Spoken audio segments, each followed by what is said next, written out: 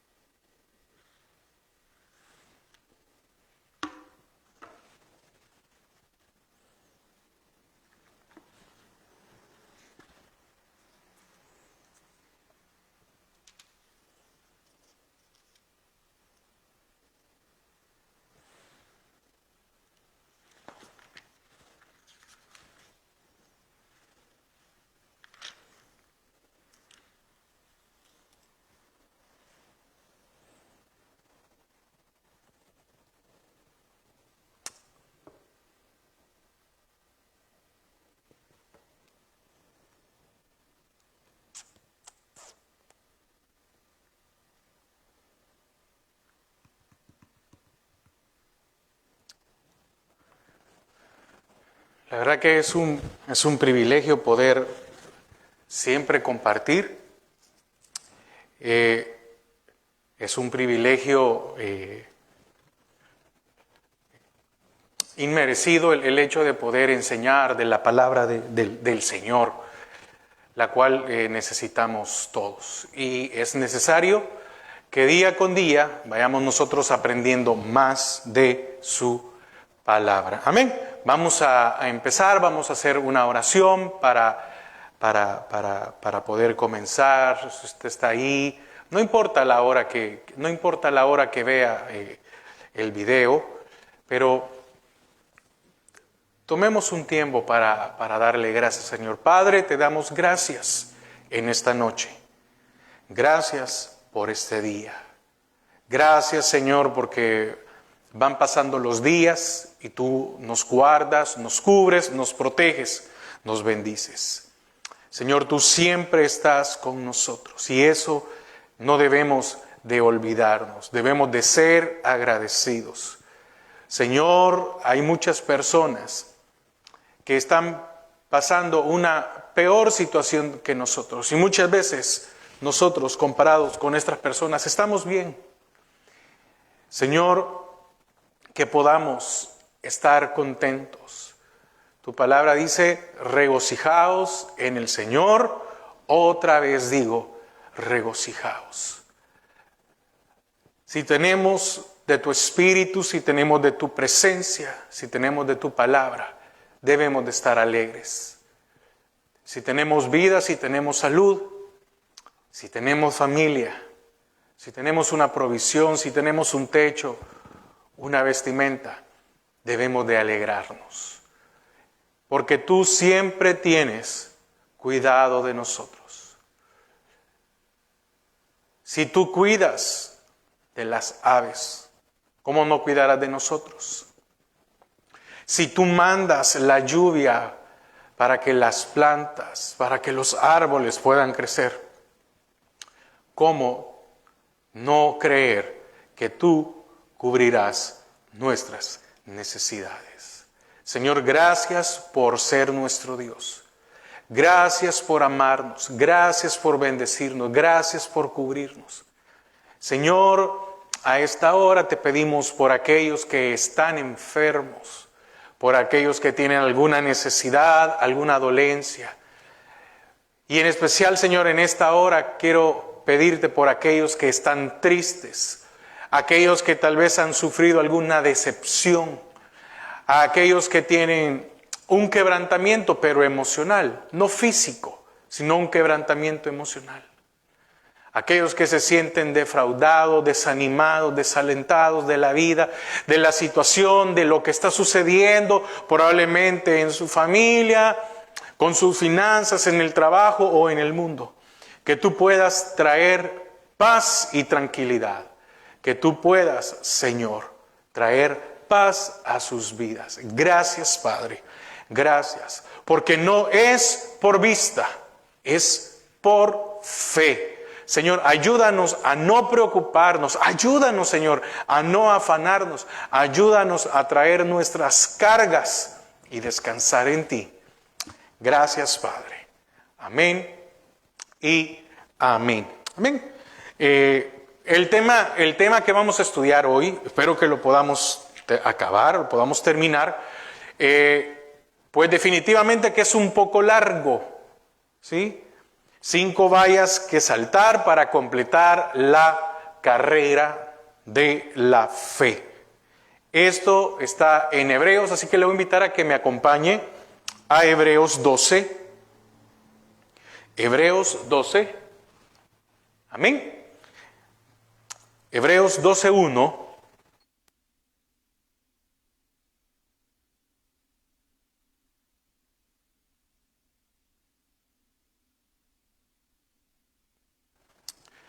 Amén. Hebreos 12:1.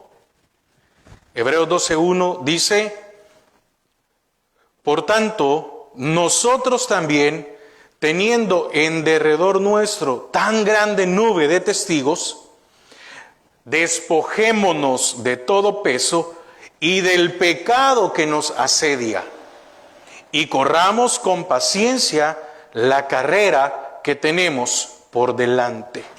Amén. Dice, repito otra vez, 12:1, por tanto, nosotros también, teniendo en derredor nuestro tan grande nube de testigos, despojémonos de todo peso y del pecado que nos asedia, y corramos con paciencia la carrera que tenemos por delante. Versículo 2 de Hebreos 12. Puesto los ojos en Jesús, el autor y consumador de la fe, el cual, por el gozo puesto delante de él, sufrió la cruz, menospreciando el oprobio, y se sentó a la diestra del trono de Dios. Amén.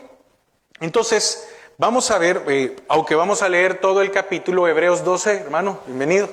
Aunque vamos a ver casi todo el capítulo, pero lo vamos a ir viendo por parte. Entonces, el tema es 5 vallas que saltar para completar la carrera de la fe.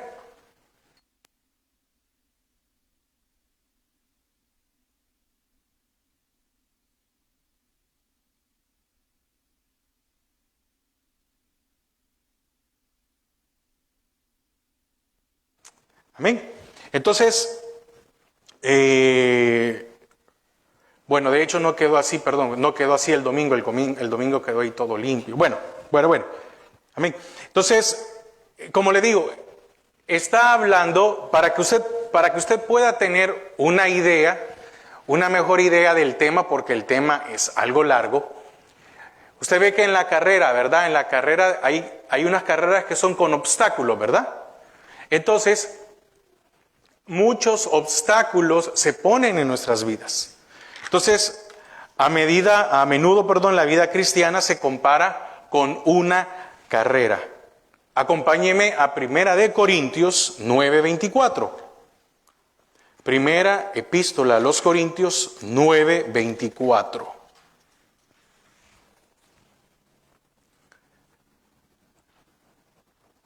Primera de Corintios 9:24.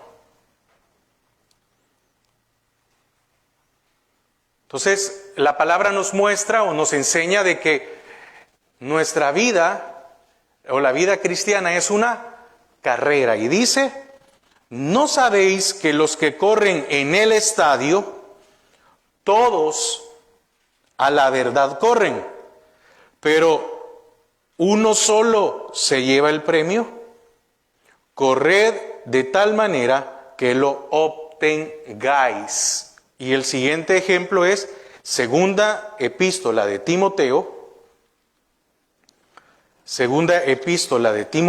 4:7. Segunda epístola de Timoteo 4:7. Dice, he peleado la buena batalla, he acabado la carrera. Amén. He guardado la fe. Fíjese qué increíble, ¿verdad?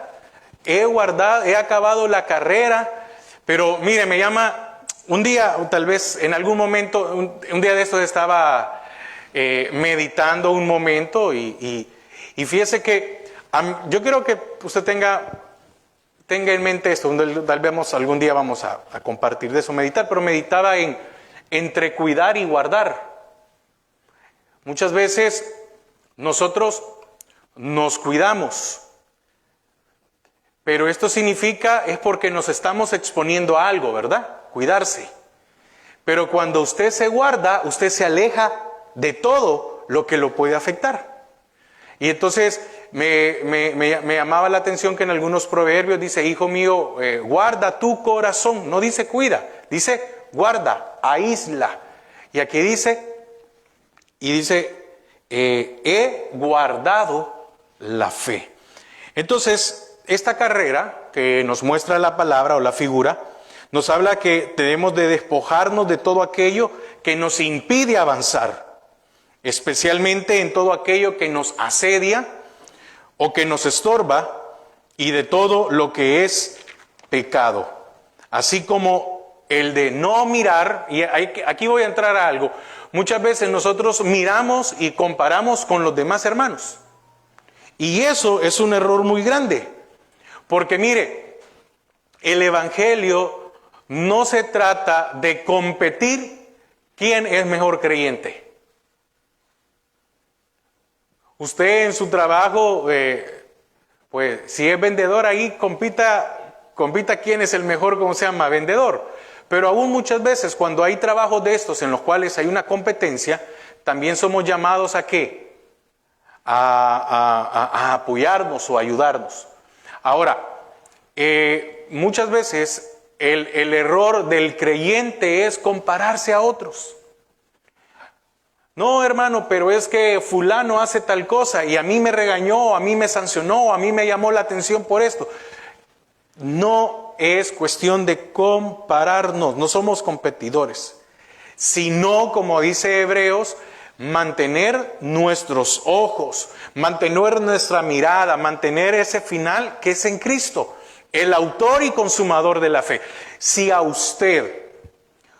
usted fija sus ojos en Cristo, si alguien le llama la atención por algo que usted hizo indebido, usted va a agradecer. Eso es lo que eso es lo que debe de suceder en nuestras vidas. Si yo cometo un error y me dicen, no deberías de hacer esto, y yo tengo mi mirada puesta en Cristo, esto me va a ayudar a mantenernos. Entonces, algo muy importante del escritor de los Hebreos, o el que haya escrito Hebreos, nos habla de no dividir nuestra atención. Nos habla de alejar nuestra mirada de todas las distracciones con el fin de contemplar un solo objeto. Y este es mirar a Jesús solamente. Ahora, hablando un poquito de historia para que usted pueda comprender esto, porque también es necesario, porque el que escribió Hebreos, unos creen que lo escribió Pablo, otros creen que fue otro, etcétera. Pero el que escribió Hebreos tenía que saber mucho de la ley. Y el que escribió Hebreo también tenía que saber mucho de las tradiciones romanas. Porque habla muchas cosas de eso. Pero bueno, entonces, fíjese que los competidores que ganaban por la mañana no eran premiados al momento de ganar. Cuando alguien ganaba algo, no era el momento de premiarlos, sino que estos eran premiados hasta el final de la competencia. No sé, digamos, si yo podía ganar la carrera a las 10 de la mañana y a mí no me daban el trofeo a esa hora, sino que me daban el trofeo hasta que era la hora de premiar a todos. Era una sola premiación. Entonces, en su espera, pasaban en las graderías donde estaban otros que ya habían competido. apoyando a otros competidores que iban a empezar o competir o ya estaban compitiendo, y los que estaban de jueces en los juegos, oiga, y los que estaban de jueces en los juegos eran competidores de tiempos o años pasados. Estos eran o son los testigos que menciona el apóstol o el que escribió el libro, gente que ya había pasado por esas carreras o por esas competencias. Amén. Entonces, qué importante es que aquellos que ya hemos superado algo en nuestra vida podamos ser apoyo para otros. Porque mire, hay gente que tiene 30, 40 años más que yo. Pero el día que nos premien, nos van a premiar por igual. Así como hay otros que son menores que yo. Entonces, qué importante es esto. Porque con respecto a lo que hacían los romanos, era que yo competí y cuando terminaba de competir, me iba a las graderías a apoyar a los demás a que iban a competir. Y los jueces eran atletas o competidores de años pasados. Qué importante es que nosotros como cristianos tengamos madurez. Tengo madurez cuando miro a Cristo, que es el final de la carrera. Y cuando yo puedo mirar a Cristo, que es el final de la carrera, puedo apoyar a otros a decirle, no se desanime. Mire, esto es difícil, el evangelio es difícil, sí, pero se puede. Apoyar, ayudar a otros, discipular a otros. No solo es el hecho de que nos vamos a reunir para comer, ¿verdad? Porque es bueno reunirse para comer, pero si no hay una enseñanza, si no hay algo que lleve que las personas vayan creciendo y vayan alejándose y despojándose del pecado, no va a suceder nada. Amén. Perdón. Tenía aquí uno para ir viendo la hora, no me quiero pasar. ¿Ok?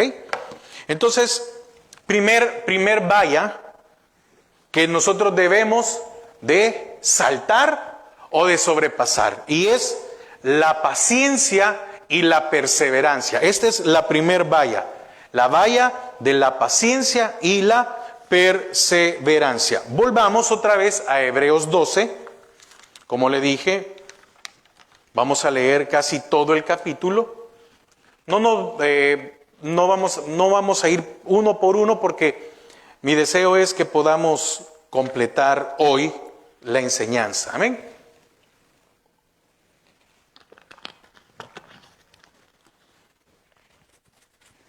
La primera valla, como le decía, es la valla de la paciencia y la perseverancia. Si usted no tiene paciencia y perseverancia, difícilmente vamos a lograr cosas en la vida. Dice versículos 1 y 2. Por tanto, nosotros también, teniendo en derredor nuestro tan grande nube de testigos, despojémonos de todo peso y del pecado que nos asedia, y corramos con paciencia la carrera que tenemos por delante. Oiga, puestos los ojos en Jesús, el autor y consumador de la fe, el cual por el gozo puesto delante de él sufrió la cruz, menospreciando el oprobio, y se sentó a la diestra del trono de Dios. Entonces, recuerde que el ejemplo es una carrera o una competencia. Ese es el ejemplo. Ya vamos a ver los demás versículos, pero ahorita enfoquémonos en esto. Es una carrera. ¿Y qué nos pide la carrera? Paciencia y perseverancia. Paciencia y perseverancia. Si usted quiere correr 1 kilómetro y usted no tiene condición, o 1 milla, si lo queremos poner en el método de aquí, usted no puede decir el primer día voy a correr 1 milla, ¿verdad? O 1 kilómetro. Para que usted pueda correr, usted tiene que pasar cierto tiempo, tiene que empezar a entrenar, hay que bajar de peso, hay que tener una condición. Eso es paciencia. Entonces, aquí habla del atleta. Está hablando del creyente. Usted, si es creyente, es un atleta. Y el estadio abarrotado son los testigos. Aunque no lo veamos, hay muchos testigos que nos están viendo cómo vamos corriendo. Por eso es que también cuando alguien se bautiza, es necesario, voy a explicar mejor. ¿Por qué es necesario bautizarse? Para decirle a las potestades, a las huestes, a todo lo que se mueve en los aires, que esta persona ya no es del reino de Satanás, sino que ahora es del reino de Cristo y que muere con Cristo y resucita una nueva vida. Eso es lo que se hace. Ahora, también habla de peso y pecado que asedia. Peso, la ropa. ¿Qué dice no sé si no recuerdo mal ahorita, es en Efesios, bueno, dice el apóstol Pablo, ¿verdad? Despojaos de las viejas ropas. No sé cómo, ya ahorita me voy a acordar. La ropa, peso, lo externo, pecado, lo interno. Dice la parte B, despojémonos de todo peso y del pecado que nos asedia. ¿Cuál es la ropa del que corre? Usted lo puede ver en las carreras, ¿verdad? La ropa es, las camisas normalmente son sin mangas, livianas, y los shorts son muy cortos, y los zapatos para correr es que no pesan casi nada. Usted va a la tienda y usted se compra unos tenis, y usted no los va a ocupar para correr. Y usted dice, no pesan nada, pero cuando usted los pone en comparación de los que ocupan para correr, es muy liviano. Es para no dañarse la piel pues del pie, la planta del pie prácticamente. Ahora, la ropa ¿cómo es? Normalmente con los años la tecnología de la ropa ha ido cambiando. Entonces, antes se ocupaba algodón, pero usted tiene algodón y suda o corre, y usted en el momento, porque va corriendo o porque está haciendo algo, no siente el peso. Entonces, porque a la hora que va sudando, en el caso de algodón, va absorbiendo el sudor y eso se vuelve un peso. En cambio, con las nuevas o con las ¿qué tipo de material? Yo porque no sé si usted se recuerda, poliéster, ¿verdad? Algo así, pero ahora ha ido mejorando, todavía es que el que va corriendo, fíjese, ahora la tecnología en la ropa, ¿cómo ha avanzado? ¿Cómo habrá sido la ropa en aquel tiempo entonces? Pues, pero ahora lo que han hecho es que el que va corriendo, a medida el viento le va dando, va secando la ropa. Entonces se va evaporando el sudor, si lo podemos hablar de esta manera. Ahora, ¿cómo podemos evitar el pecado? El distraernos. ¿Qué dicen las autoridades con respecto al uso de celular cuando uno va manejando? Que no lo utilice. Dice ahí, yo por veces voy en la carretera y dice, no textee. Imagínense, no textee. Y nos ha llevado a que conectamos el celular al carro, ¿verdad? Y cuando cae una llamada, apretamos un botón y aún teniendo una llamada en el trayecto nos podemos hasta distraer. ¿Cómo evitarlo? Poniendo los ojos en Jesús, dejando que Él nos guíe, nos corrija y nos discipline. Y eso muchas veces es lo que nos cuesta. Dice, despojémonos. ¿Qué es despojarse? Exceso de equipaje. todo lo que involucra nuestra antigua naturaleza y todo lo que adquirimos desde que nacemos. Fíjese que yo me recuerdo que la primera vez que yo viajé solo por avión a un país, de hecho fue a este país, pero yo me recuerdo, como yo no tenía conocimiento, nunca había viajado solo bueno, lo que le quiero decir en resumen es que mire, le metí tantas cosas a la maleta, le metí un montón de camisas, me acuerdo que supuestamente venía en tiempo de frío, me metí una chamarra de esa, no una chamarra, era como un suéter muy grueso, más una chumpa, más no sé qué, más un montón de cosas. Y yo dije, voy a estar allá 10, 12 días. Yo creo que traía como 9 camisas, como 6 pantalones, como 3 pares de zapatos. Y cuando vine aquí, pues en el mismo día podía lavar uno la ropa y secarla. Y cuando yo empecé a comprar cosas,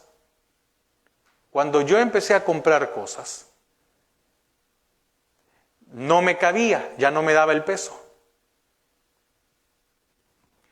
¿Qué le quiero decir con esto?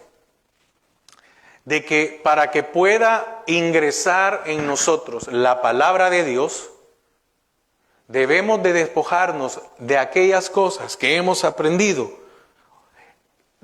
o hemos adquirido desde pequeños hasta cuando conocimos al Señor. Tipos de pensamiento, forma de vivir, un montón de situaciones. Entonces, esa es la valla de la paciencia y la perseverancia. Si usted puede pasar ese obstáculo, porque hay algo muy importante. ¿Cuántos de nosotros somos perseverantes en muchas cosas, pero nos cuesta en lo espiritual? Y si alguien que nos está viendo dice, sí, es cierto, sí, no es el único. Usted puede ser perseverante en los estudios, usted puede ser perseverante en su trabajo, usted puede ser perseverante en un deporte, usted puede ser perseverante en un hobby, en un pasatiempo, en algo, pero cuando ya nos toca que ver la parte espiritual, se nos vuelve muy complicado. Ahora, segunda valla que debemos de superar, y esta es la valla de la ignorancia. Y viene cuando dejamos, y esta se tiene que dar por medio de la disciplina.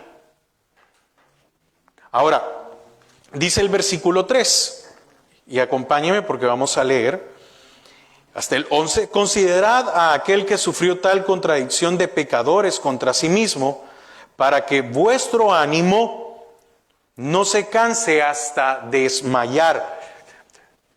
¿Por qué desmayamos muchos en algunas cosas? Porque no somos disciplinados.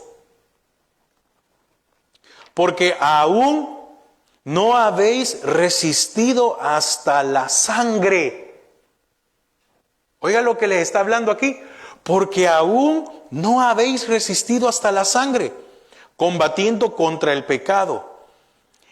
Y ya habéis olvidado la exhortación que como a hijos se os dirige, diciendo, hijo mío, no menosprecies ¿qué? La disciplina del Señor. Oiga lo que dice la parte B del 5, ni desmayes cuando eres reprendido por Él, porque el Señor al que ama, disciplina. Y azota al que recibe por hijo. Versículo 7 dice, si soportáis la disciplina, Dios os trata como a hijos. Porque, ¿qué hijo es aquel a quien el Padre no disciplina? Pero si os dejan sin disciplina, de la cual todos han sido participantes, entonces sois bastardos y no hijos. 9. Por otra parte, Tuvimos a nuestros padres terrenales que nos disciplinaban y los venerábamos. ¿Por qué no obedecemos mucho mejor al Padre de los espíritus y viviremos? Y aquellos, ciertamente por pocos días, nos disciplinaban como a ellos les parecía, pero para lo que nos es provechoso, para que participemos de su santidad. ¿La disciplina para qué es? Para poder participar de su santidad. 11. Es verdad que ninguna disciplina al presente parece ser causa de gozo, sino de tristeza, pero después da fruto apacible de justicia a los que en ella han sido ejercitados. Amén. Entonces, mire qué importante es la disciplina, ¿verdad? Y dice aquí la palabra, fíjese, dice que se disciplina al hijo. Y usted puede decir que es dura la palabra, pero no lo digo yo, lo acabamos de leer. Se disciplina al hijo, no al bastardo. Usted, es su responsabilidad como padre disciplinar a sus hijos. Usted no puede ir a disciplinar a aquel que muchos ya no tienen corrección. Nunca les han puesto límites. Y esto se podría dar de esta manera.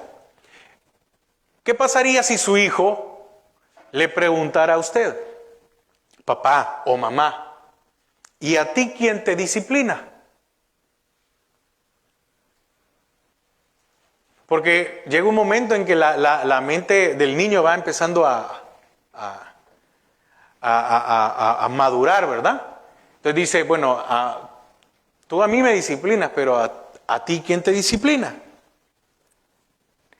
Igualmente, un creyente puede pensar así de aquel que es el pastor, líder o incluso que están encargados o aún de los jefes. Tal vez porque, miren, muchas veces los hermanos, y hablo por mí, no estoy hablando porque puedo hablar por todos, pero hablo por mí. Lo que pasa es que muchas veces los demás no ven cuando Dios nos está disciplinando a nosotros. Y eso mismo le pudiéramos decir a los hijos, ¿verdad? No, hijo, no te preocupes porque a mí Dios me disciplina. Lo que pasa es que tú no lo ves. Pero yo debo de disciplinarte a ti. Esto no significa que no exista disciplina para todos. Amén. Entonces, todos somos disciplinados. Todos. Nadie se libra de la disciplina. Porque de Dios dice su palabra que nadie se puede burlar. Nadie. Y dice también de que nadie se va a ir de aquí sin haber pagado.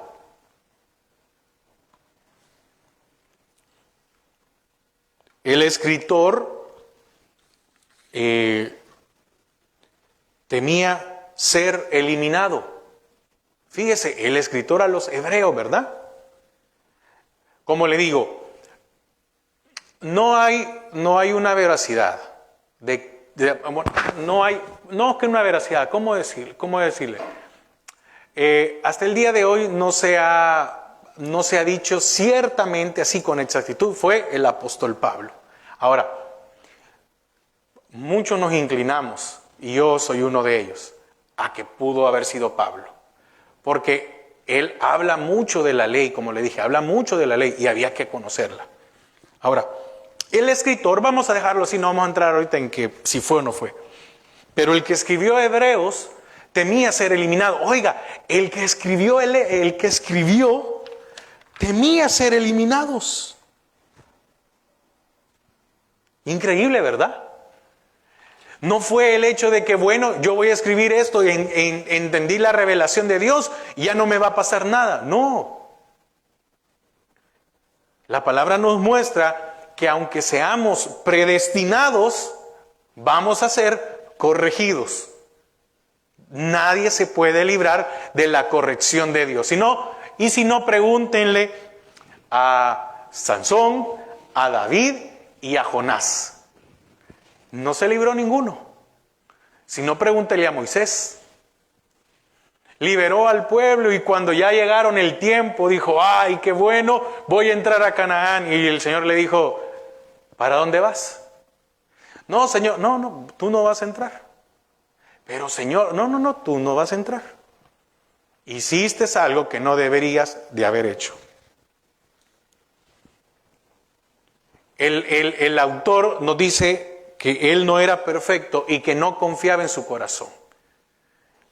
Y lo hemos dicho no una, muchas veces. Hasta en la versión, como dice hermano, es engañador, dice, ¿verdad? Que es el corazón más que todas las cosas.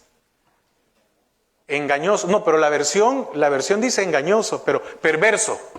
La otra versión que leíamos, estábamos estudiando siempre del alma, es perverso es el corazón. Entonces nosotros no nos podemos confiar. La disciplina no es destructiva, es correctiva. La disciplina ayuda a que más adelante usted no tenga que llorar. Es mejor que usted llore disciplinando porque sus hijos están pequeños y a usted le duela, que el día de mañana tenga que llorar cuando usted ya no puede hacer nada. Ese dolor va a ser peor. ¿Por qué? Porque esto es una bendición. El ser disciplinados por el Señor es una bendición. ¿Para qué? Para que no nos perdamos. Me recuerdo que yo estudiaba en un colegio donde se llegó a ver si se podían sacar como atletas o jugadores para tenis de mesa.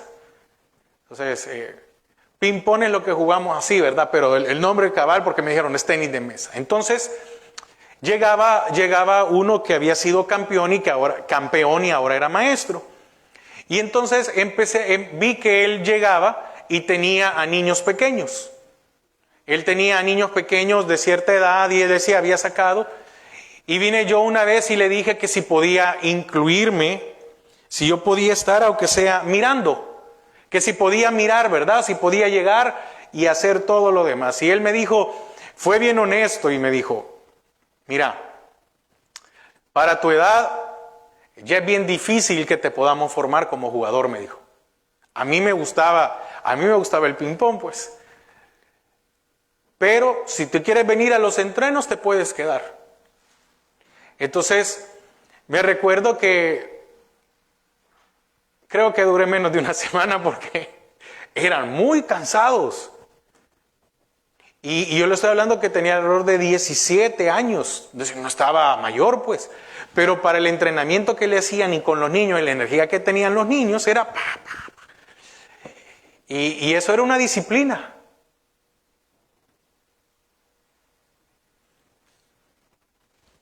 La diferencia del Señor y del Padre. Versículo 10, y aquellos ciertamente pocos días nos disciplinaban como a ellos les parecía, pero para lo que nos es provechoso, para que participemos de su santidad. El Señor es justo y no se equivoca. Mire cuál es la diferencia entre el Señor y nuestros padres.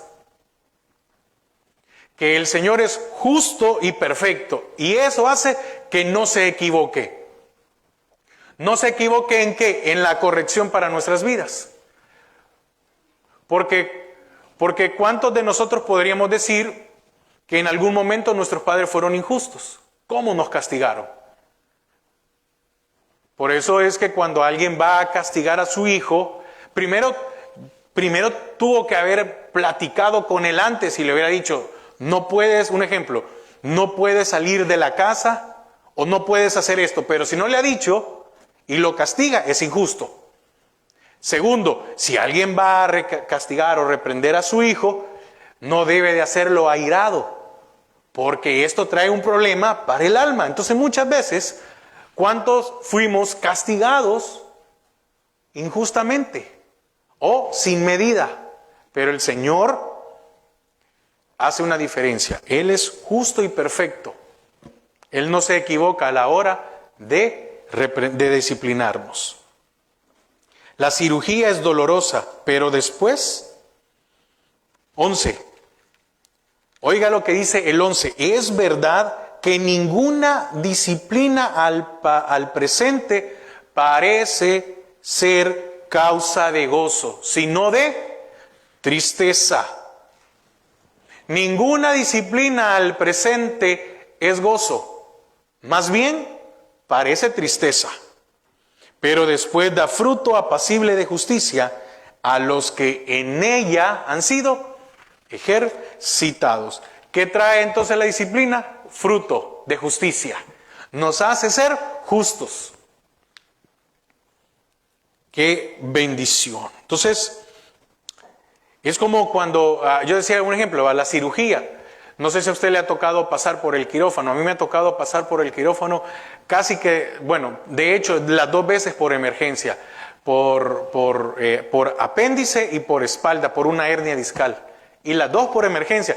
El apéndice siempre es por emergencia. Eso es porque si no hay complicaciones. Y las hernias no, alguna gente, pero la mía, las 2 fueran por emergencia. Antes de la cirugía, qué dolor. Después de la cirugía, el dolor se va. Entonces, qué bendiciones que estemos sanos, es decir, que estemos disciplinados. Cuando el mal o el dolor es quitado de nosotros. Tercera valla, la de la amargura. La amargura bloquea y paraliza la mente. Acompáñenme ahí al 12:12 al 17. Por lo cual, levantad las manos caídas y las rodillas paralizadas, y haced sendas derechas para vuestros pies, para que lo cojo no se salga del camino, sino que sea sanado. 14. Seguid la paz con todos y la santidad, sin la cual nadie verá al Señor. Mirad bien, no sea que alguno deje de alcanzar la gracia de Dios, que brotando alguna raíz de amargura os estorbe y por ella muchos sean contaminados. No sea que haya algún fornicario o profano como Esaú, que por una sola comida vendió su primogenitura. Porque ya sabéis que aún después, deseando heredar la bendición, fue desechado y no hubo oportunidad para el arrepentimiento, aunque la procuró con lágrimas. Entonces, la amargura. Aquí estamos hablando de la amargura. Bloquea y paraliza la mente. La amargura es una enfermedad tan común y debilitante. Qué increíble. Qué increíble que de un pequeño recuerdo aún de nuestra infancia podamos tener una amargura de eso hasta el día de hoy. ¿Y esto qué hace? Debilitar las relaciones con nuestros padres o con aquellos que nos han ofendido. La amargura, tratamos de ocultarla lo más posible. ¿Qué es la amargura? Es el producto del maltrato real y también imaginario. ¿Por qué? ¿Por qué imaginario? Usted me puede decir, hermano, pero usted está diciendo que nos podemos inventar. Sí, recuerde que hace un momento le dije que no podemos confiar en nuestro corazón porque es perverso. La actitud de nuestra alma es que me ofendan. En lo natural el alma está esperando ser golpeado, ofendido. ¿Para qué? Para reaccionar. Se le dice al niño, fulano, sentate. Y no sé si a usted le pasó, ¿verdad? Pero por nosotros adentro de la mente estamos, digamos, físicamente estamos sentados, pero yo estoy parado.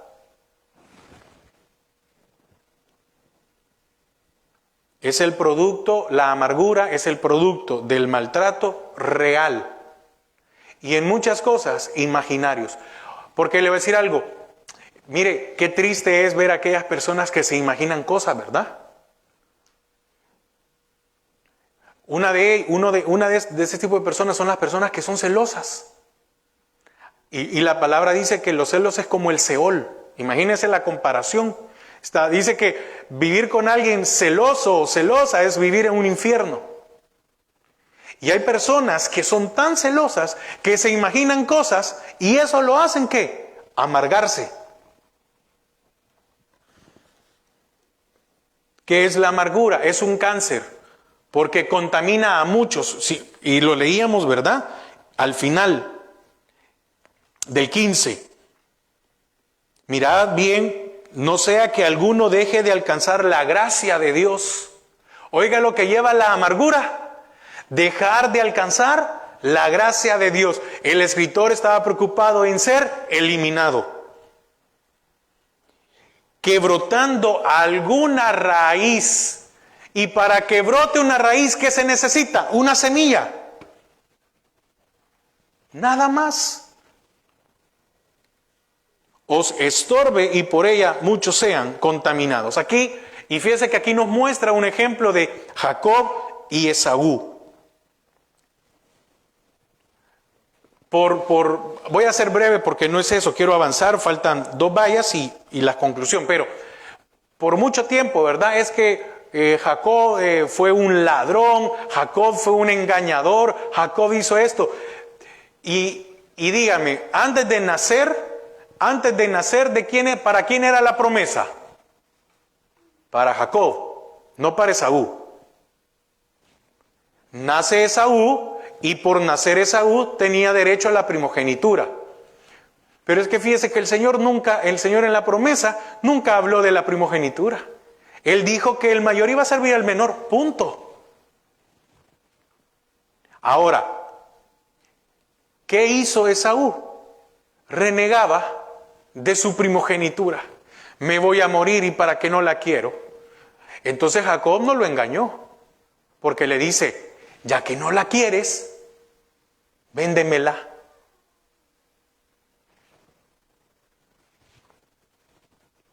Jacob le dice, no la quieres, véndemela.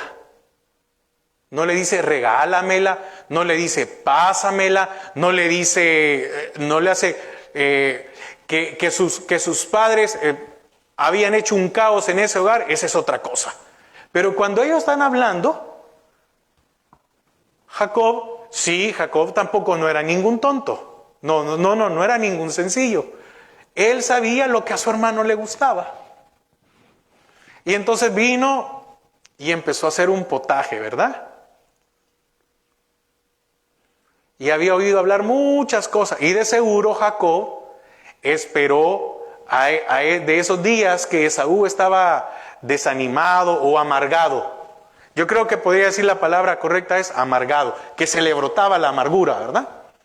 Y entonces dijo, hoy va a aparecer así Esaú. Y entonces estaba haciendo lo que a Esaú le gustaba. Y de seguro le llegó el olor a Esaú, ¿verdad? Y le dice, tal vez, déjeme, no, la palabra no lo dice, a mí me gusta imaginarme mucho. ¿Qué tal huele Esaú, el potaje? Tengo hambre, huele delicioso. ¿Sabes? Tú siempre reniegas por la primogenitura, ¿y por qué no me la vendes? Y te doy un plato de potaje.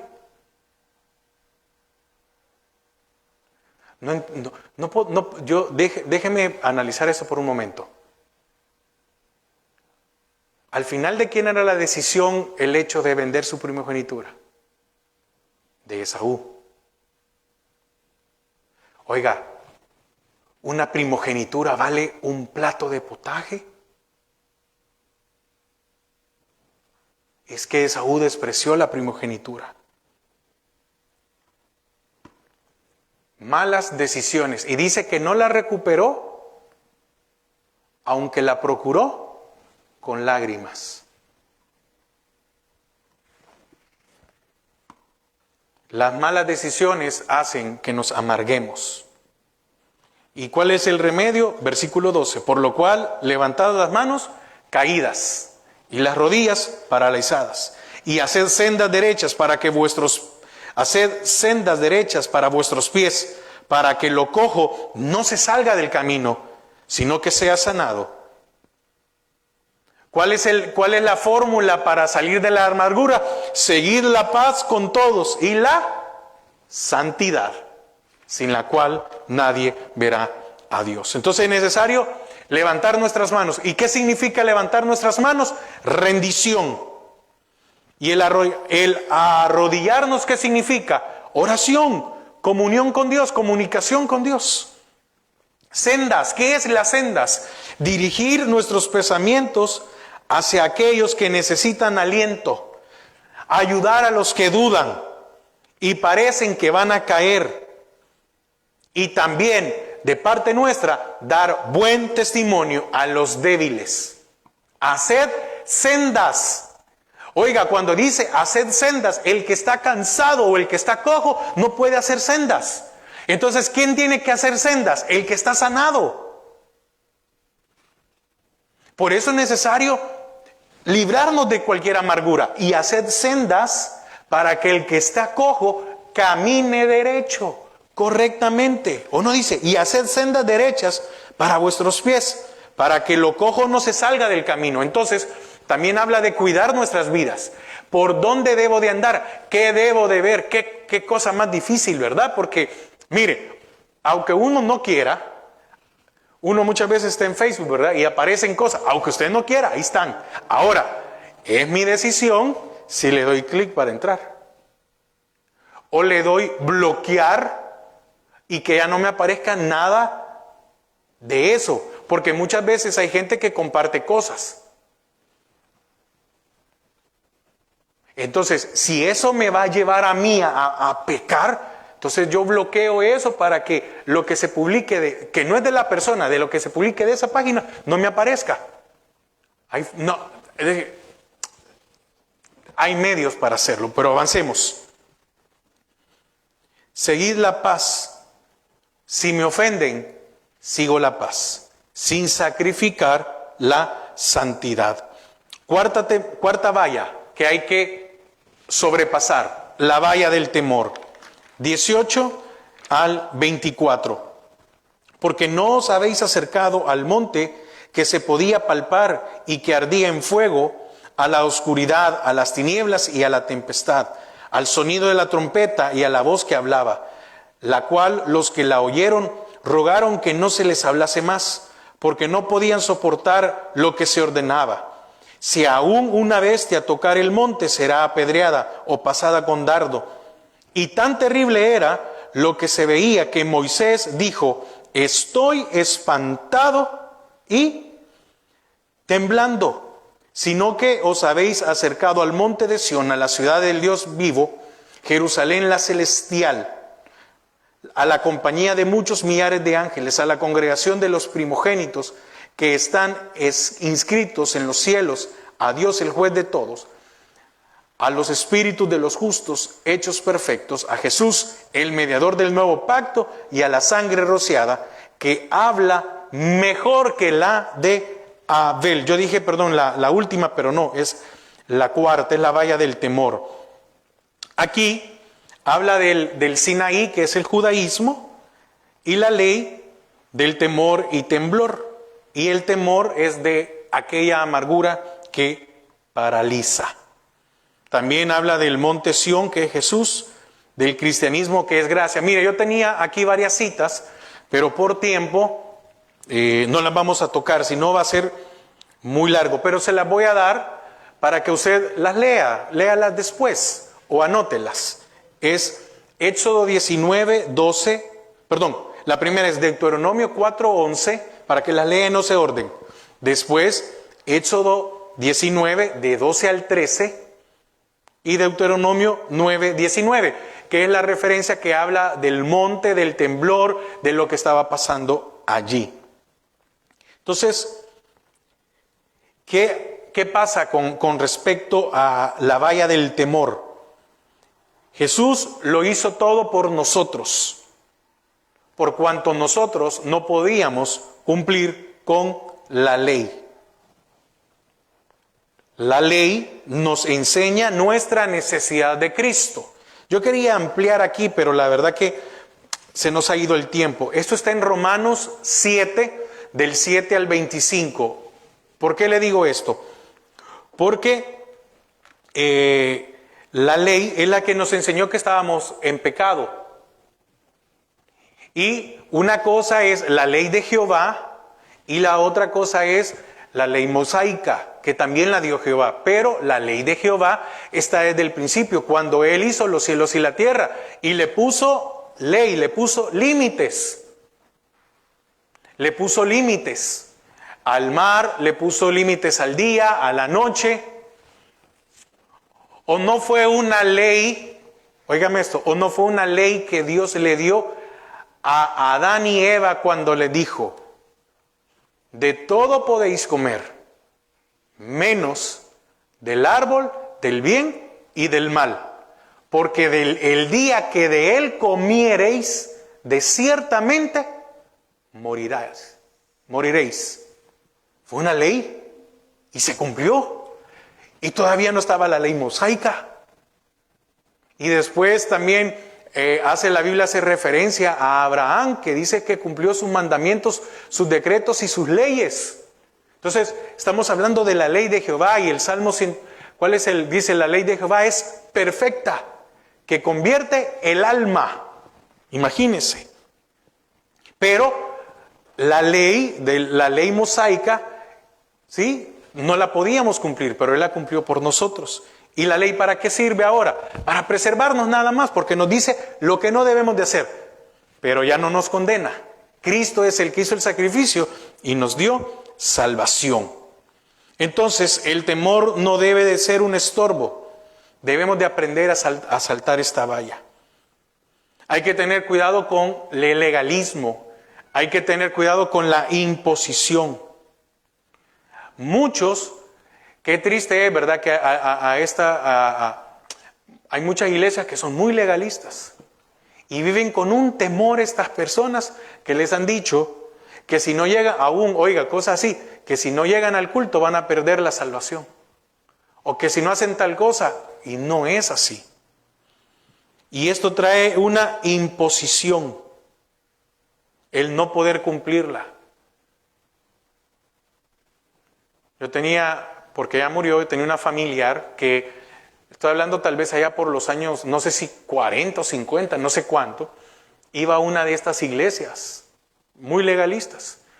Y estaba comenzando el caminar, pues, y un día bebió y llegó a la iglesia, ella arrepentida, ¿verdad?, por lo que había hecho, llegó y le dijeron que no volviera porque ya había sido condenada. Y cuando se hablaba con esta persona, ella decía: no, es que a mí ya me condenaron, yo ya estoy condenada. Por a mí no hay salvación. Y créame que costó muchos años. Hasta que un día el Señor, ¿verdad?, qué misericordia, dijo: no, de verdad, ya anciana la persona. Amén. Y quinta, la valla del respeto por la palabra. Debemos de respetar la palabra. Versículos del 25 al 29. Como le dije, quería hacerlo algo rápido, no quería detenerme mucho. 25 al 29 dice: mirad que no desechéis al que habla, porque si no escaparon aquellos que desecharon al que los amonestaba en la tierra, mucho menos nosotros, si desecharemos al que amonesta desde los cielos. La voz del cual conmovió entonces la tierra, pero ahora ha prometido diciendo: aún una vez, y conmoveré no solamente la tierra, sino también el cielo. Y esta frase, aún una vez, indica la remoción de cosas movibles, como cosas hechas, para que queden las inconmovibles. Así que, recibiendo nosotros un reino inconmovible, tengamos gratitud y mediante ella sirvamos a Dios, agradándole con temor y reverencia, porque nuestro Dios es fuego consumidor. Nuestro Dios es fuego. Oiga, nuestro Dios es fuego consumidor y empieza. Que si no escaparon a aquel terreno, aquel terreno que los amonestaba, dice, nosotros no vamos a poder escapar de aquel que está en los cielos. Entonces, debemos de atender la palabra de Dios. Algo muy importante, el libertinaje nos lleva al desastre. El libertinaje nos lleva al desastre. El libre albedrío funciona únicamente cuando usted está bajo la voluntad de Dios. Punto. No es que el libre albedrío lo podemos, no, porque la palabra dice que solo hay dos reinos, el reino de la luz y el reino de las tinieblas. Y dice el Señor, el que no es conmigo es contra mí. Entonces, cuando yo me salgo de la voluntad de Dios, ¿en qué reino estoy? En el de las tinieblas. Me salí de los límites. Mientras yo estoy dentro de la voluntad de Dios, tengo libertad, soy libre. Libertad para adorar, libertad para bendecir, libertad para venir al culto, libertad para congregarnos, libertad para leer la palabra. Pero cuando no estoy bajo la voluntad de Dios, qué difícil es, ¿verdad? Tengamos cuidado con el libertinaje. ¿Cuál es el remedio? Temor reverente, temor piadoso. Dice el 28, así que recibiendo nosotros un reino inconmovible, oiga, recibiendo nosotros un reino inconmovible, tengamos gratitud y mediante ella sirvamos a Dios, agradándole con temor y reverencia. Concluyo. Las Escrituras nos muestran los estorbos que tendremos en nuestra carrera. Amén. Las Escrituras nos muestran todos los estorbos que tendremos en la carrera. Aunque sean difíciles, pueden ser superadas. A esto se refiere el apóstol Pablo cuando dijo, todo lo puedo en Cristo que me fortalece. Cuando el apóstol Pablo dijo esto, no dijo sobre el campeón que hay dentro de usted y que va a poder hacer todas las cosas. No. Es cuando yo no puedo superar una área de mi vida, cuando yo no puedo superar un pecado, le digo, Señor, ayúdame porque yo ya no quiero hacer lo que siempre hago, sino quiero hacer lo que dice tu palabra. Entonces dice, todo lo puedo en Cristo que me fortalece. Todos los atletas se preparan física y emocionalmente para estar aptos, para competir y obtener el premio. ¿O usted cree que algún atleta va ya en la cabeza pensando que ya perdió? Aunque sea aquel que se clasificó de último, con el peor récord, pero dice, estoy clasificado, voy a ir a competir. Dice, puedo lograr. De igual manera, los creyentes nos preparamos para alcanzar aquello por el cual fuimos alcanzados. ¿Por qué fuimos alcanzados? Para terminar la carrera. Entonces, debemos de luchar de tal manera que podamos obtener el premio ofrecido. Pues tenemos una gran bendición. En nuestra carrera no es el primero que llegue a la meta el que la ganará, sino que crucemos la meta. Repito, no es el primero que llegue, porque a usted y a mí ya nos precedieron muchos. Y probablemente nosotros vamos a preceder a otros en el tiempo de la gracia. El premio no es quien llegue primero. El que hizo todo primero fue Cristo. Entonces, ahora lo importante es que todos crucemos la meta. Y para finalizar, Filipenses 3.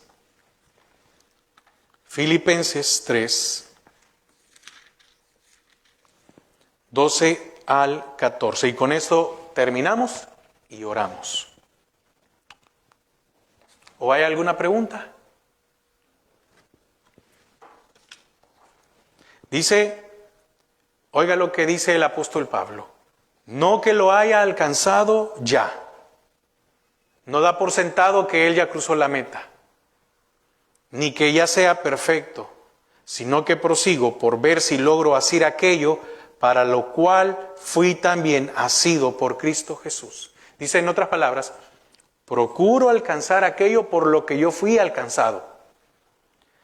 13. Hermanos, yo mismo no pretendo haberlo ya alcanzado, pero una cosa hago, olvidando ciertamente lo que queda atrás y extendiéndome a lo que está delante. Prosigo a la meta, al premio del supremo llamamiento de Dios en Cristo Jesús. Amén. Oramos, Padre, te damos gracias en esta noche por habernos permitido, Señor, poder estudiar de tu palabra. Señor, hay dificultades en nuestro caminar. La vida cristiana, la vida del creyente es como una carrera. Y para poder superar hay que tener paciencia, perseverancia. Hay que ser disciplinados. Hay que despojarnos de la amargura, del temor. Y debemos de respetar y amar por sobre todas las cosas tu palabra. Gracias porque tú nos has alcanzado y tú nos has enseñado el camino por el cual debemos de andar. Llévanos con paz, con bendición y también bendice a mis hermanos que están en sus hogares, que puedan tener un descanso en esta noche. En el nombre de Jesús. Amén y amén. Hermanos, que el Señor les bendiga y que pasen una feliz noche.